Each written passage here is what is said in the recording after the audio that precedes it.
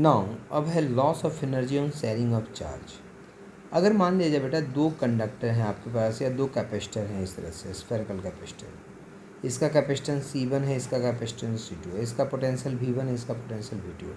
अगर दोनों को एक लाइव कंडक्टर वायर से, एक वायर से आपने कनेक्ट कर दिया, ठीक है, कॉपर वायर से, तो क्या होगा बेटा, इसका और इस पे चार्ज Q1 होगा, इस पे चार्ज Q2 होगा, तो कहीं न कहीं पोटेंशियल एक टाइम पे क्या होगा, सेम। अच्छा बता मुझे, एक कंटेनर ये है, दूसरा कंटेनर ये है, इसमें पानी यहाँ तक भरा हुआ है, ठीक है, इसमें पानी यहाँ तक है।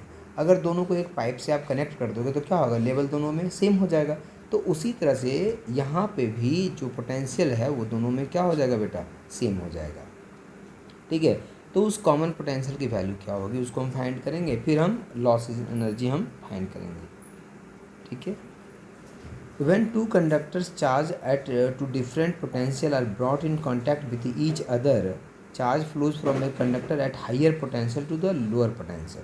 चार्ज जो है हायर पोटेंशियल से लोअर पोटेंशियल में फ्लो करेगा till A common potential is reached, तब तक करता रहेगा जब तक एक कॉमन पोटेंशियल नहीं आ जाए। Thus there occurs a redistribution of charge amongst the conductor, it is found that this redistribution of charge is always associated with a loss of energy.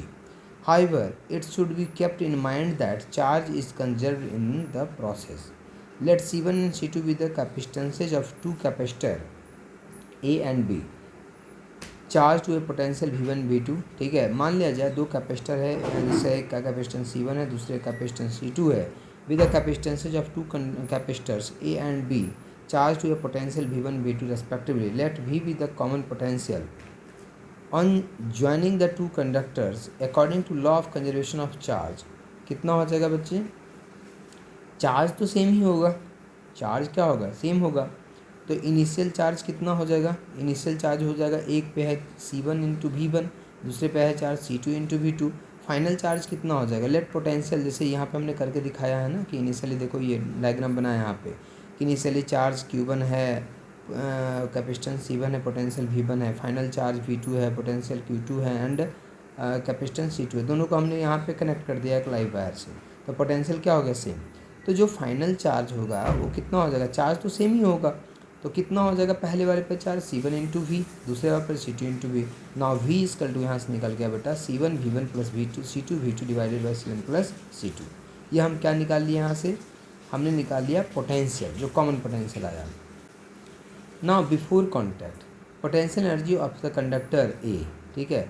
अगर आपने कॉन्टैक्ट नहीं कराया था, जैसे अलग अलग जब दोनों था, उसके पहले एनर्जी कितना था, तो कैपेसिटर ए में एनर्जी कितना था, 1/2 C1 V1 स्क्वायर। कैपेसिटर 2 में एनर्जी कितना था, 1/2 C2 V2 square. Total potential energy of the conductor before contact कितना होगा, U1 equal to 1/2 C1 V1 square plus 1/2 C2 V2 square. After contact कितना हो गया बेटा, तो 1/2 C1 इंटू पोटेंशियल कितना हो गया, V हो गया, तो half 1/2 C1 V square 1/2 C2 V square. Now total potential energy of the conductor after contact, तो U2 equal to 1/2 C V square plus 1/2 C2 V square, so this is 1/2 C1 C2 into V square.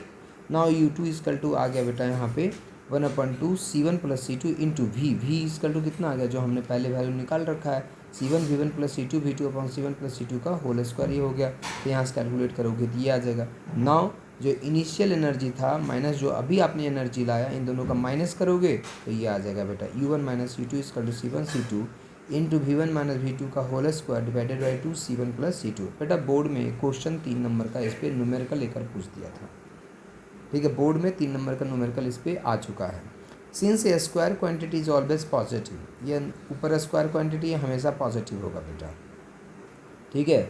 सो हमेशा इसकी value acoustic capacitance हमेशा positive होता है, तो हमेशा जो U1 minus U2 की वैल्यू आ जाएगी वो ग्रेटर देन 0 आ जाएगी, मतलब U1 इज ग्रेटर देन क्या हो जाएगा, U2। मतलब हम कहेंगे कि एनर्जी यहाँ पे लॉस हुआ है, कि एनर्जी जो पहले था वो ज़्यादा था, एनर्जी जो बाद में है वो कम हुआ है। मतलब दो कंडक्टर को दो कैपेसिटर को अगर कनेक्ट करते हैं इस तरह से तो एनर्जी लॉस होता है बेटा, ये यहाँ पे यही प्रूफ किया गया है, ठीक है। इसके बाद यहाँ पे कुछ क्वेश्चन है बेटा, जैसे 12 picofarad capacitor is connected to a 50 volt capacitor battery, how much electrostatic energy is stored in the capacitor, ठीक है। तो 1/2 CV स्क्वायर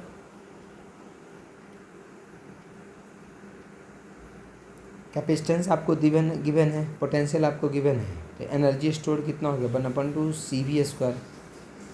इसमें देखो, हाँ ये क्वेश्चन देखो बहुत अच्छा क्वेश्चन है बेटा, ठीक है। इसमें आपको क्या करना है, इसमें आपको क्या करना है बेटा, देखो लिखने का तरीका ये ठीक है, इसको हम ऐसे भी लिख सकते हैं, किसी बच्चे को अगर कोई प्रॉब्लम नहीं हो तो हम ऐसे भी इसको लिखेंगे बेटा। ये करंट इलेक्ट्रिसिटी में भी ऐसे प्रॉब्लम आते हैं। ये एक कैपेसिटर यहाँ पे, ठीक है, एक कैपेसिटर यहाँ पे, एक कैपेसिटर यहाँ पे, एक कैपेसिटर यहाँ पे, अरे इसको ऐसे ही तो लिख सकते हैं, और एक कैपेसिटर बीच में यहाँ पे, ठीक है। ये देखो पॉइंट, ये पॉइंट एक ले लिया और ये दूसरा पॉइंट है, मतलब ए हो गया, बी हो गया, तो इसको थोड़ा सा ऊपर ले जाओ, इसको थोड़ा सा इधर खींचो, तो ऐसे ही तो हो जाएगा। ये कैपेसिटर ऊपर, ये कैपेसिटर नीचे, अब बीच में ये कैपेसिटर, एक तरफ ये कैपेसिटर, एक तरफ ये कैपेसिटर, तो इस तरह से हम इसको लिख सकते हैं। सो दिस इजकल टू यहाँ पे हो जाएगा बेटा C1, and this is equal to हो जाएगा C2, and this is equal to हो जाएगा बेटा यहाँ पे C4, and this is equal to होगा C3। रेशियो बेटा आप कर लीजिए, ratio C1/C2 equal to C4/C3 अगर आएगा बेटा, तो आपका जो इस पॉइंट को C पॉइंट बोल दो, ए पॉइंट C है, ए पॉइंट C है, और आपको पता है कि व्हीटस्टोन ब्रिज वाला हमने रिजल्ट आपको बताया है बेटा, ठीक है। तो व्हीटस्टोन ब्रिज, क्योंकि सभी का इसमें गिवन है ना कि इन a figure capacitor C1, C3, C4 सभी का रेजिस्टेंस 4 है बेटा, तो जो रेशियो आ जाएगा C1/C2 equal to C3/C4 equal to कितने वैल्यू आ जाएगी, 1 आ जाएगी। इसका मतलब व्हीटस्टोन ब्रिज को फॉलो करता है, तो इसका रेजिस्टेंस जो बीच में रेजिस्टेंस कैपेसिटेंस है बेटा, उसका कोई ज़रूरत नहीं है। तो फिर ये दोनों किस में आ जाएंगे, सीरीज में, ये दोनों सीरीज में, फिर दोनों पैरेलल में बेटा। तो इस तरह से इसको आप सॉल्व करेंगे बेटा, ठीक है। ये भी क्वेश्चन देखो अच्छा क्वेश्चन है, इसको भी सॉल्व करना आपको सभी को। इसके बाद बेटा ये क्वेश्चन है, बहुत अच्छा क्वेश्चन है बेटा, इनफाइनाइट तक जाता है, लैडर वाला क्वेश्चन, अच्छा क्वेश्चन है। नहीं होगा बताना, क्लास में बता दूंगा। ये देखो आप पिछले क्लास में जो क्वेश्चन हमने आपको दिया था, वो देखो इसका सॉल्यूशन किया हुआ बेटा यहाँ पे 6 माइक्रोफैराड। और जो क्वेश्चन था बेटा, देखो ये क्वेश्चन हमने दिया था, ये इसका भी सॉल्यूशन है, ये क्वेश्चन भी होगा बेटा, इसका भी सॉल्यूशन है। तो ये सारे क्वेश्चन जो हमने पिछले आपको दे रखे थे बेटा, पिछले PDF में, उसका सॉल्यूशन यहाँ पे किया हुआ है बेटा, देखो सारा सॉल्यूशन किया हुआ है। नाउ अब है electrostatics of conductors in equilibrium, ठीक है। ये हम नेक्स्ट वीडियो में पढ़ा रहे हैं।